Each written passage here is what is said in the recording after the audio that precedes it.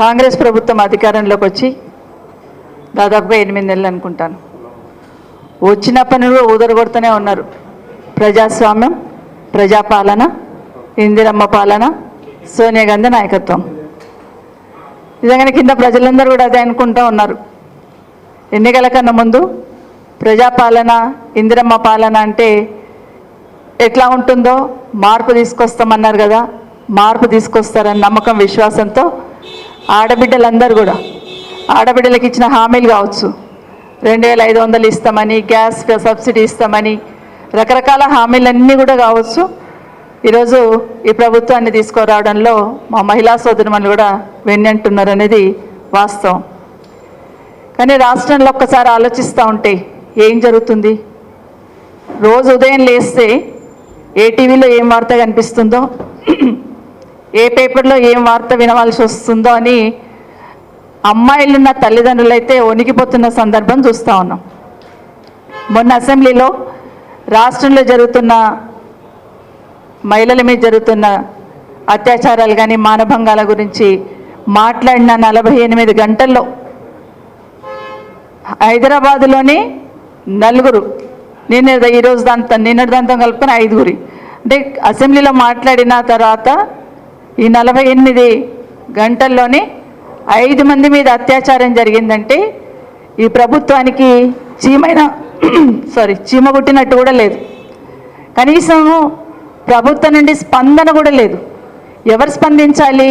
ప్రభుత్వం నుండి ఎవరో ఒకరు కనీసం స్పందించి రివ్యూ చేసుకొని ఒక భయం అనేది ఉండాలి కాబట్టి అది చేయాలి. దాని విషయం ఈరోజు ప్రశ్నిద్దామని. ఎందుకంటే ఎట్లాగో మమ్మల్ని పట్టించుకుంటలేరు. కనీసం రాష్ట్రంలో ఉన్న మహిళల మీద జరుగుతున్న అత్యాచారాలు, రేప్ కేసెస్ ఏవైతే ఉన్నాయో అసెంబ్లీలో మాట్లాడుతున్నప్పుడు, అసెంబ్లీ నడుస్తున్నప్పుడే మరొక 5 ఇలాంటి సంఘటనలు జరిగినాయంటే ఎక్కడ రాబట్టుకోవాలి సమాధానం? అసెంబ్లీలోనే చెప్పాలి కదా. దీని కన్సర్న్ మినిస్టర్ ఎవరు ఉన్నారు? గౌరవ ముఖ్యమంత్రి గారే కదా. ఈరోజు అడుగుదామని ఉదయం నుండి 10 o'clock నుండి మొదలు పెడితే 2:30 గంటల వరకు మించుమించు అంటే 4:30 గంటలు నిల్చుంటే కూడా, ఆడబిడ్డలుగా మేము ముగ్గురం 4:30 గంటలు అసెంబ్లీలో నిల్చుంటే కూడా కనీసం మైక్ ఇవ్వడానికి భయపడతా ఉన్నారు.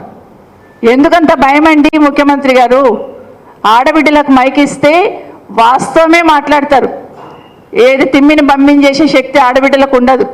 వాస్తవం మాట్లాడే ప్రయత్నమే చేస్తూ ఉంటాం. కానీ ఈరోజు మైక్ ఇవ్వడానికి నిజంగానే చరిత్రలో ఉండిపోతుంది. రేవంత్ రెడ్డి గారు ముఖ్యమంత్రిగా ఉన్నప్పుడు, కాంగ్రెస్ ప్రభుత్వం అధికారంలో ఉన్నప్పుడు అసెంబ్లీలో 3 ఆడబిడ్డలు 4:30 గంటలు నిలబడితే కూడా మైక్ ఇవ్వలేరనే మాట చరిత్రలో ఉండిపోతుంది. ఖచ్చితంగా మార్పు తీసుకొచ్చున్నారు మీరు. నిజంగానే ఆ సీట్ సైడ్ చూస్తూ ఉంటే, ఈరోజు ముఖ్యమంత్రి గారు కూర్చున్న సీట్ సైడ్ చూస్తూ ఉంటే ఎలాంటి మహానుభావులను ఆ సీట్ మీద చూసాం కదా. ఒక రాజశేఖర రెడ్డి గారిని చూసాం, చంద్రబాబు నాయుడు గారిని చూసాం, కేసీఆర్ గారిని చూస్తున్నాం, రోషయ్య గారిని చూసాం, కిరణ్ కుమార్ రెడ్డిని చూసాం. ఇంతమంది ముఖ్యమంత్రులను అక్కడ చూశాను కదా. అక్కడ ఎవరన్నా ఒకరు అందరు కనిపించారు ఈరోజు మాకు. అక్కడ వాళ్ళు ఉండుంటే అయ్యో ఆడబిడ్డలు నిల్చున్నారే, ముందు వాళ్ళకు ఒక అవకాశం ఇవ్వండి, మిగతా తర్వాత మాట్లాడదామని మాట్లాడేవాళ్ళు. కానీ మేము నిల్చుంటే వాళ్ళ మొహాలలో రాక్షసానందం కనిపించింది. ఆశ్చర్యం వేసింది నాకు. ఒక్కరికైనా కనీసం ఒక్కరికైనా గిల్టీగా ఫీల్ అవ్వలేదు. 4:30 గంటలు ఆడబిడ్డలు నిల్చున్నారే అని ఒక్కరైనా గిల్టీగా ఫీల్ అవ్వలేదు. పైగా రాక్షసానందం పొందుతున్న విషయాన్ని ఈరోజు నిజంగా చాలా బాధ అనిపించింది. నిజంగా చాలా ఈరోజు ఒక విషయంలో ఈరోజు ఎస్సీ వర్గీకరణ ఏదైతే ఉందో ఆ రోజు, ఈరోజే కాదు 40-50 సంవత్సరాల నుండి నేను ఇందిరారెడ్డి గారు ఉన్నప్పుడు కూడా చూసేదాన్ని. ఎస్సీ వర్గీకరణకు దండోరా వాళ్ళు వచ్చినప్పుడు ఏ విధంగా మాట్లాడేవాళ్ళు, ఏం మాట్లాడాలి, ఆ రోజు నుండి చేస్తున్న పోరాటం ఈరోజు సుప్రీంకోర్టులో వర్గీకరణకు అనుకూలంగా వచ్చిన తీర్పు ఏదైతే ఉందో బీఆర్ఎస్ పార్టీ తరఫున సంతోషాన్ని వ్యక్తపరిచాం, హర్షం వ్యక్తపరిచాం. ఎందుకంటే కేసీఆర్ గారు కూడా వారు ముఖ్యమంత్రిగా ఉన్నప్పుడు తీర్మానం చేయడమే కాదు, దళిత సోదరులకు సంబంధించిన సోదరులందరినీ తీసుకొని ప్రధానమంత్రి గారి దగ్గరికి వెళ్ళి వారికి తీర్మానాన్ని చూపించి వర్గీకరణకు అనుకూలంగా మీరు నిర్ణయం తీసుకొని చెప్పినారు ఆ రోజు కేసీఆర్ గారు. ఈరోజు చాలా సంతోషం. అది బీఆర్ఎస్ పార్టీ తరఫున మాట్లాడడం జరిగింది. అదే స్కిల్ యూనివర్సిటీ అన్నారు, వెల్కమ్ చెప్పాం. కానీ రిప్లై ఇస్తున్నప్పుడు మాత్రం కనీసం బీఆర్ఎస్ పార్టీ సపోర్ట్ చేసిందని చెప్పడానికి కూడా భయపడిపోయి ఉన్నారు. ప్రజలందరూ గమనిస్తూ ఉన్నారు. దాన్ని బేస్ చేసుకొని ఎస్సీ వర్గీకరణను బేస్ చేసుకొని మాకు టైం ఇవ్వకుండా మేము దానికి సపోర్ట్ చేస్తాం, కనీసం మాకు మైక్ ఇవ్వండి. లక్ష్మి గారు అయితే అరగంట అరిచారు. నేను ఒక ఆదివాసీ మహిళను కదా, ఎస్సీ వర్గీకరణ మీద మాకు మాట్లాడే ఛాన్స్ ఇవ్వండి, ఒక్కసారి మైక్ ఇవ్వండి, ఒక్క నిమిషం సపోర్ట్ చేస్తాను. మేము దాంట్లో ధర్నాలలో పాల్గొన్నాము, వాటిలలో అన్నిట్లో కూడా మేము పాల్గొన్నాము, ఒక్కసారి మైక్ ఇవ్వండి, మైక్ ఇస్తే మేము మాట్లాడతామని చెప్పి ఎంత అడిగినా కూడా సరే సబితా ఇంద్రారెడ్డి గారికి అయితే మైక్ ఇయ్యను అని తీర్మానం చేశారు స్పీకర్ గారు. మరి కోవాలక్ష్మి గారు అడిగారు కదా, కోవాలక్ష్మి గారు అడిగినప్పుడు ఇవ్వాలి కదా, మాట్లాడతారు. ఏం మాట్లాడతారు? ఆవిడ వర్గీకరణ మీద మాట్లాడుతున్నారు. మరి అందులో ఆదివాసీ ఆడబిడ్డ ఖచ్చితంగా ఇవ్వాలి కదా, దాన్ని కూడా ఇవ్వలేదు.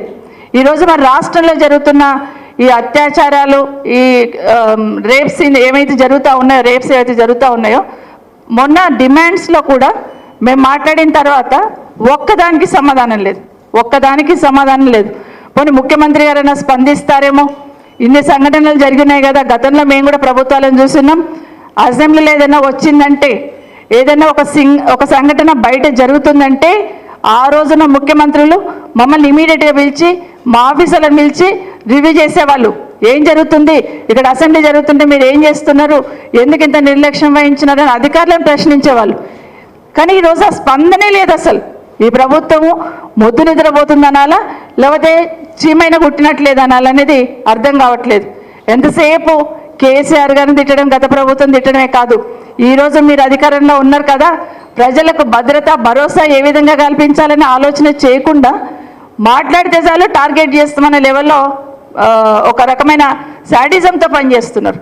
ఇంకా శాడిస్ట్ అనాల్సి వస్తుంది, అది మర్చిపోండి. ఎందుకంటే మాట్లాడితే చాలు మిమ్మల్ని ఏదో ఒక రకంగా మేము డిమారలైజ్ చేస్తామనే ప్రయత్నం ఈరోజు రాష్ట్రంలో జరుగుతుంది. ప్రజలు చూస్తూ ఉన్నారు.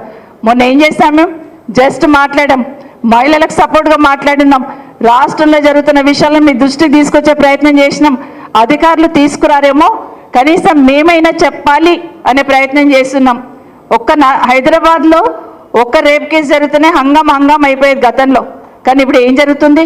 ఈ మూల కోటి అంటారు, ఆ మూల కోటి అంటారు, సాయంత్రం వచ్చేసరికి లెక్క పెట్టుకోవాల్సి వస్తుంది. 1, 2, 3, 4 అని తలంచుకోవాల్సిన అవసరం లేదా?